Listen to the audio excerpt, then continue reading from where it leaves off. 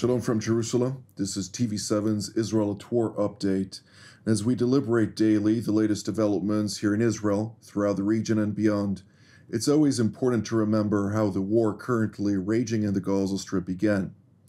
256 days ago, the Islamist Hamas terror organization launched an onslaught on southern Israel, declaring war by perpetrating a massacre, murdering some 1,200 mostly civilians, wounding over 4,800 others, and kidnapping 246 people, including elderly, men, women, children, and infants. 120 of them remain in Hamas captivity to date. Subsequently, the next day on October 8th, the Iranian proxy Hezbollah joined the fight from Lebanon, launching rockets towards northern Israel, immediately forcing some 61,000 Israelis to relocate to other locations throughout Israel. These were asked by the government to do so, while an additional roughly 40,000 have done so as well out of their own volition. Since October 8th to date, over 5,000 rockets have been launched from Lebanon towards Israel, over 1,000 than what was launched during the Second Lebanon in its entirety.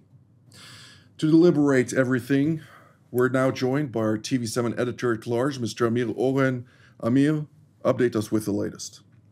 So there is obviously some linkage between the potential ceasefires in Gaza and along the Lebanese border. And in Gaza, the Israeli Defense Forces are methodically fighting the last remaining Hamas brigade.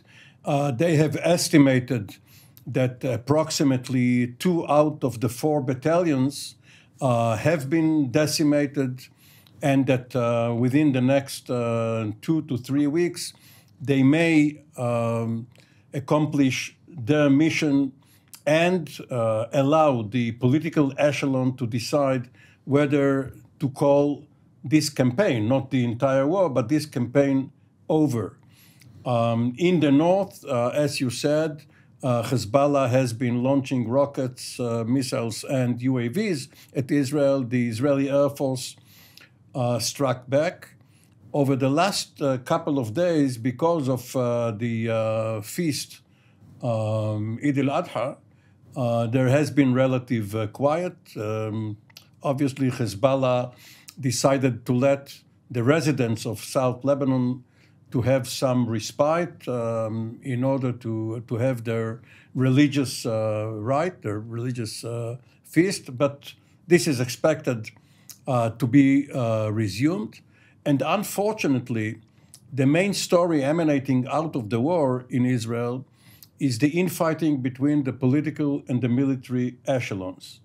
There are comments being heard back and forth in cabinet meetings, as well as by commentary and social media posts by people close to Prime Minister Netanyahu, with the military answering those charges. And apparently the heat is on. As long as the war is being prolonged, there are calls for the establishment of a commission of inquiry, and other calls for early elections. So right now, the domestic front is almost as hectic as the other ones. The domestic front is hectic. Unfortunately, politics never ceases, irrespective of reality at hand. And despite the fact that Israel doesn't have the time to deal with those kind of realities in light of the growing number of challenges throughout the region, nonetheless, wisdom is left for those who have time to deal with it. And with that being said, I'd like now to turn to the former chief of intelligence directorate at Mossad and a senior officer at the IDF intelligence directorate, namely Brigadier General in Reserve Amnon Sofrin. It's good to see you, General. I'd like to ask you about the 2-day meetings, string of meetings that were held by U.S. Special Envoy Amos Hochstein, who initially came to Jerusalem to meet with Jerusalem's top political brass, followed by a trip to Beirut today, where he met with the Lebanese political elite. And the United States seems to be very eager under the Biden administration to reach a certain formula that would de escalate tensions on the northern front. On the one hand, it hopes to do so by asserting a certain ceasefire in the Gaza Strip, which the Islamist Hamas has rejected to date.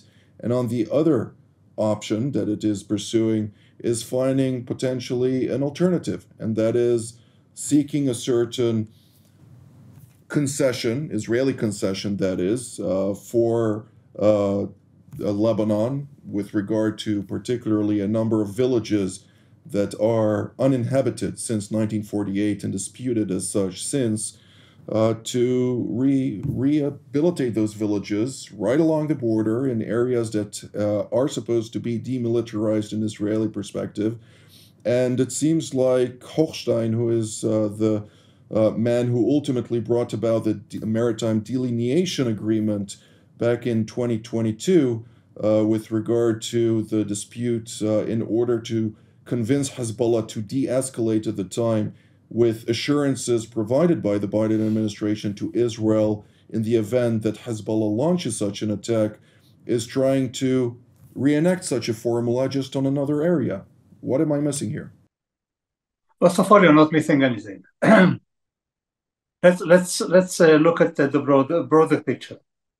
The US is very keen to get, and the French are going hand in hand with them, to get to some agreement on Lebanon that will enable to stop the fighting and to get to some diplomatic arrangement that will kind of enable to implement decision of the Security Council 1701 from 2006.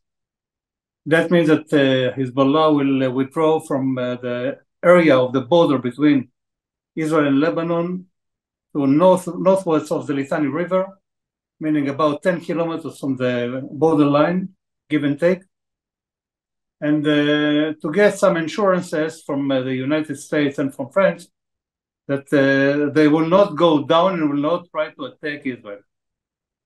That's the first phase. Now, regarding who they are talking to, who are they dealing with, Hochstein is meeting with Nabi Berri, who is the head of Amal movement, the Shiite Amal movement, which is kind of the small sister of Hezbollah. He has some influence, but he's not. He's a political leader. He doesn't have any leverage on Hezbollah to force Hezbollah to get to this agreement and to get to a decision to stop the fighting. Hezbollah is claiming that they are going to fight as long as the fighting in Gaza goes on. The minute they claim, at least, that the minute the fighting in Gaza will stop, they will cease the fire at the northern border. You can believe it or not, but that's what they say right now. And pay attention that they don't escalate with ranges, not with what we call the firepower, but with the ranges they launch the rockets and the missiles, is not to that extent that can hit the central part of Israel, meaning the area of Hadera, Tel Aviv, and so on. And they have the ability to do so. They don't want to escalate. They don't just want to prove on that, first of all, they are not deterred by the IDF. Second, they are supporting their brothers that are fighting in Gaza to some extent on their, what we call, on their own terms.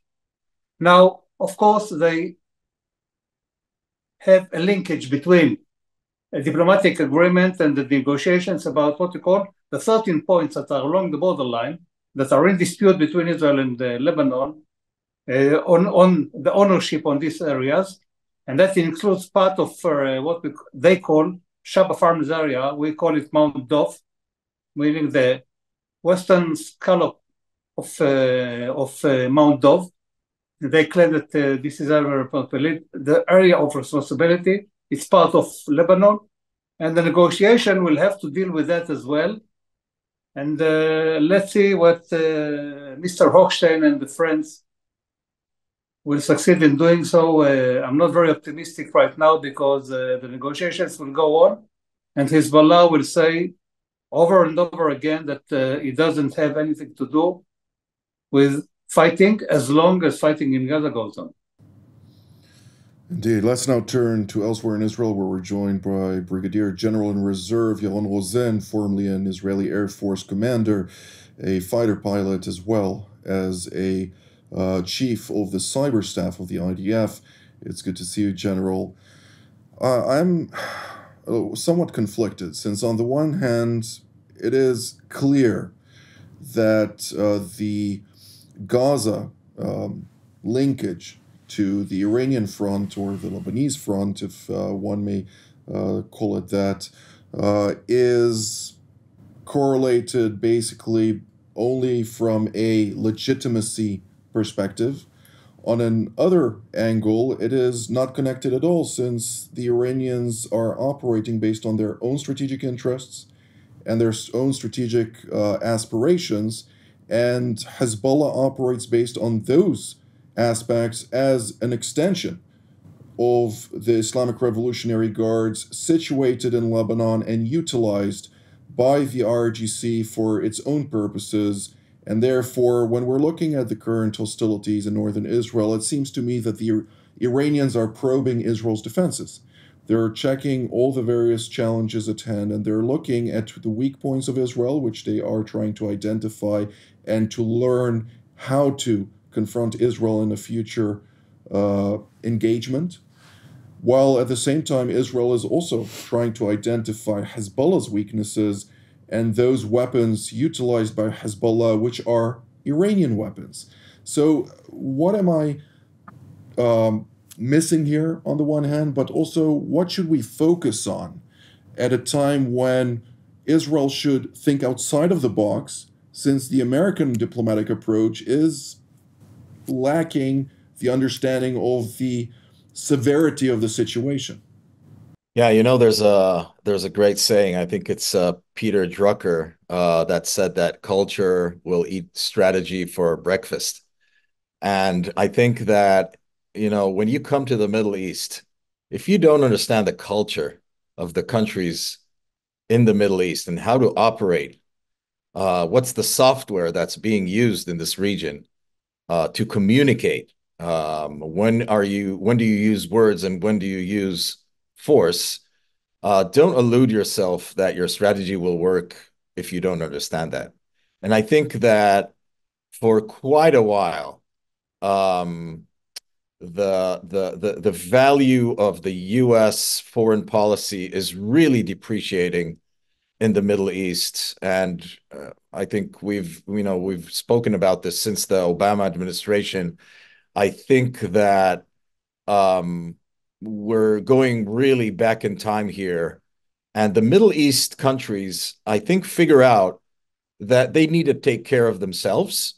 First of all, the ones that were connected to the Western sphere are sort of shrinking back and thinking about, what can I do to take care of myself? I don't know about the assurances I'm getting from the West, whoever it is, the United States and Europe. It's just, maybe it's not worth the words. Do the treaties we sign, do they count? That's one hand. And on the other hand, you have the other sphere, the Iranian sphere, the Chinese sphere, the Russian sphere in the region. They're seeing that as well. They're seeing the depreciation, and they're pushing in very successfully. And that's what I think we're seeing right now. And it amazes me that we're trying again and again to broker these deals that I'm not sure for how long they will succeed. Maybe that's just how this region works, and it's fine. Israel should be ready, to play the game in this region. This is where we live. This is our home. But on the other hand, to elude ourselves that there is some kind of arrangement that Amos Hochstein can broker, it's just even after Israel went back to all the way to the last inch of the border between Lebanon and Hezbollah, and Hezbollah in Lebanon and sorry, in Israel, Hezbollah invented this Shaba village on the mountain Dov, which was explained, and all these other excuses, and the rights for Delineation, right. yeah, in the Mediterranean. All these are excuses just to continue the war against Israel. There's a greater thing that we have to realize. We have to continue and fight and counter the big idea that Iran is sending to the region now with the huge support of the Russians that have their own reasons against the US vis-a-vis Eastern Europe and Ukraine and all of what's going there. And they're doing that to overcome the hate of the region against the Shiites. So this is where we are. So I think the focus right now needs to really change to leverage and take the initiative. And Israel will need to choose the lesser evil in that sense. One is to leverage the moment and define Israel's final borders, to annex the Jordan River as Israel's final eastern border. Two, to insist and just say, you know what? Bring us whoever can control Gaza and bring us whatever authority that will control Gaza. Let's see who can do that while we take care, Israel, of the security. Please bring us a suggestion. We're open to it, just to be the ones that don't say no, but say yes.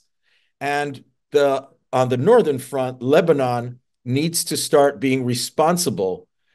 And in that sense, I think that the only way to de-escalate is to escalate and have very clear demands of the DMZ in South Lebanon. If not, the whole region, Shiite region in South Lebanon, should be completely obliterated. That's it. Period. No village, 0 to 10 kilometers, no one will have anywhere to come back to. That's the discussion and the dynamics that have to start to come in play in the near term. No other way, in my view. Indeed. Well, Mr. Owen, I had a very interesting conversation a couple of months ago with a senior Palestinian official. And at the time, he revealed to me that the Russians managed to broker an arrangement between Fatah and the Islamist Hamas with regard to the reconciliation terms since the war started and Hamas was not entirely understanding of its future. And therefore, once Hamas agreed to all the terms that Fatah established, it turned the tables, basically, Fatah. And President Abbas altered the agreement, rejected it himself in support of an American proposal, which ultimately, I won't go into the fine print of those arrangements between the Americans and the Palestinians, but both were very happy with dragging their feet, since Mahmoud Abbas didn't want to have re-elections, since he would have lost those elections in the presidential portfolio, and the Americans don't have a clear-cut solution for the Palestinian question. And as General Rosen says, and I completely agree with him, the American demand for Israel to provide a solution for the day after is because they don't have one themselves, and they know full well that right now trying to establish a two-state solution is not viable within the climate at hand. Maybe in the future, within other circumstances, some miracle could occur, but right now that's not in the books. And at the same time, we're looking at a reality in which the delineation agreement to the north, which was brought about by emissary Hochstein, brought about a period of quiet, since the intelligence here in Israel was wary of a October 7th occurring on the northern part of Israel from happening, and therefore Israeli concessions were made, far-reaching concessions at that, with American assurances and guarantees, which ultimately brought about 2 aircraft carriers to the region and 2 famous don'ts by President Biden. But when we're coming to an actual solution, none of that materialized, and we're at square one with pretty much nothing in the hands. And one may say it's better to have 1 dove in the hand than 2 doves on the tree. What can we make out of all of this?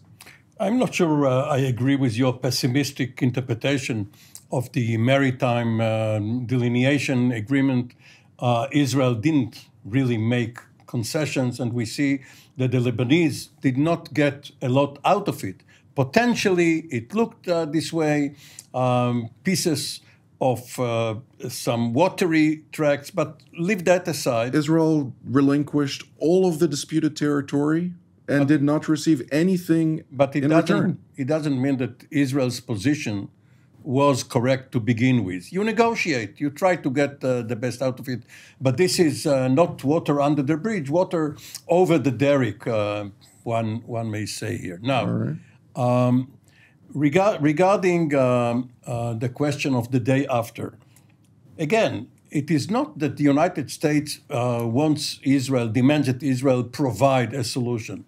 What the Americans are saying is that if one wants to get anywhere, one has to know the destination. You cannot just order your military to conduct fighting, to go into combat, without knowing what the war aim is, and a war aim should be political, both in Gaza and in Lebanon. Israel's weakest spot is the American democratic system of government.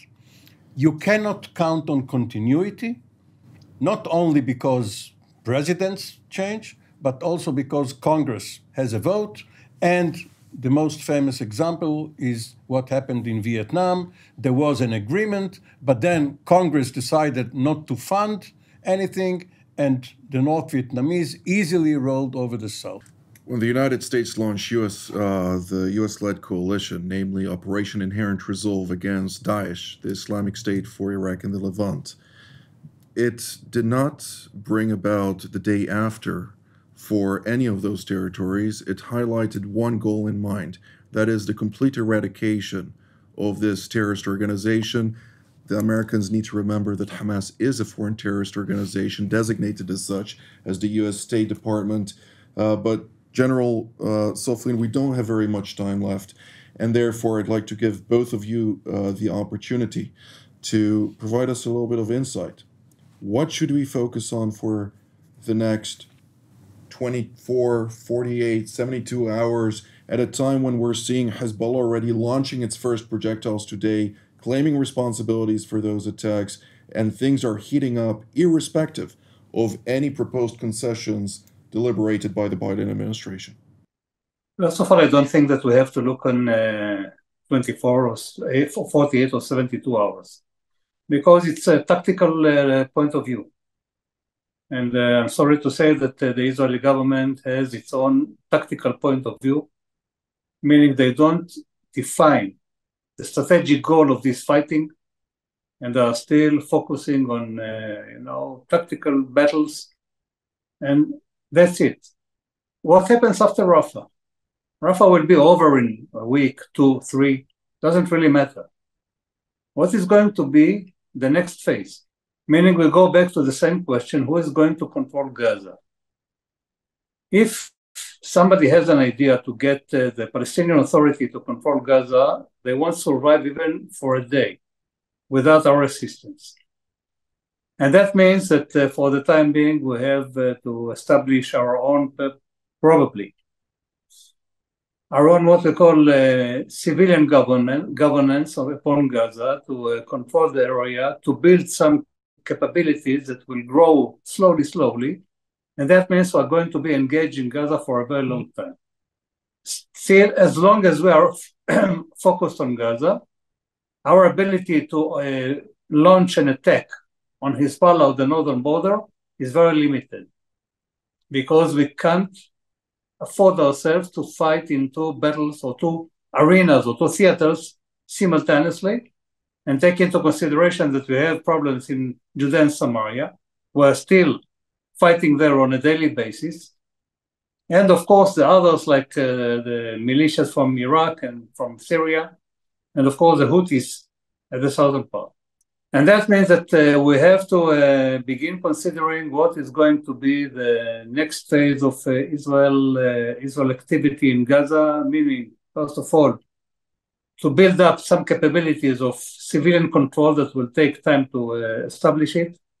For the time being, I don't see any option but the IDF to control the area, to keep on fighting with guerrilla, fighting just like the shape of the fighting right now in Gaza is, and to hope for the better situation within 2 or 3 years ahead.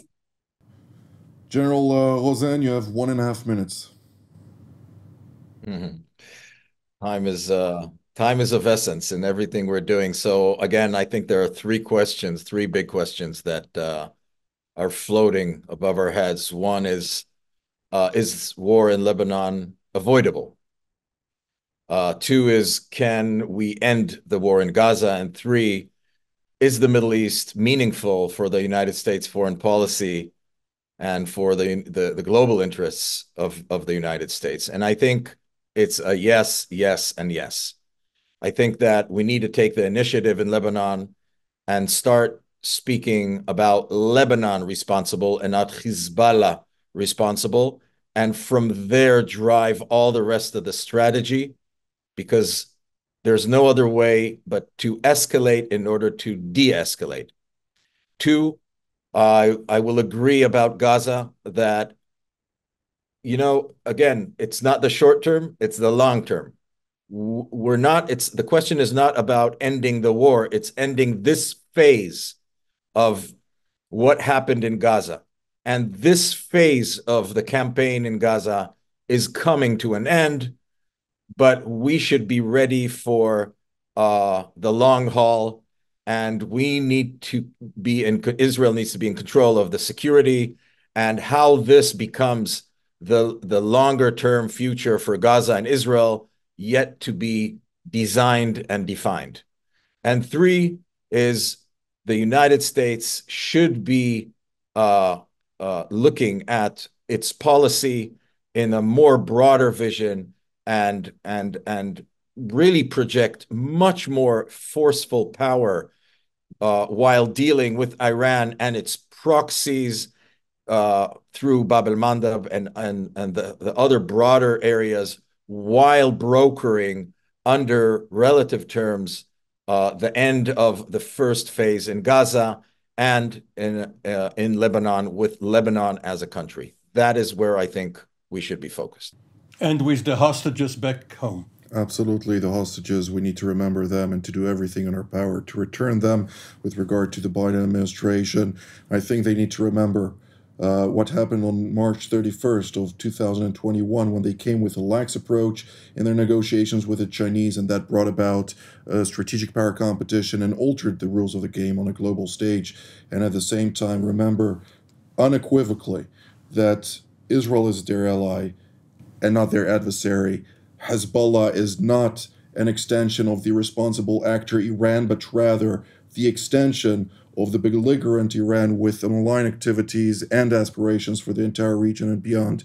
But unfortunately, this is all the time that we have for today. I'd like to thank General Rosen, General Sofrin, and Mr. Oren for your insights, and I'd like to thank all of you at home as well. Until our next edition, from here in Jerusalem, Shalom.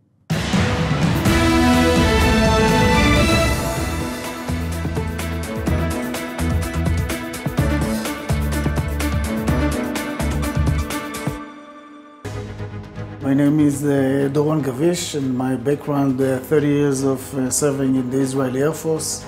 My last job, I was the commander of the Israeli Air and Missile Defense during the introduction of the Iron Dome to the defense of Israel. All of this allows me really to be part of the team here in TV7. It is super important to have such a platform. We talk about the global situation, we talk about Israel and those different angles which are relevant to the discussion.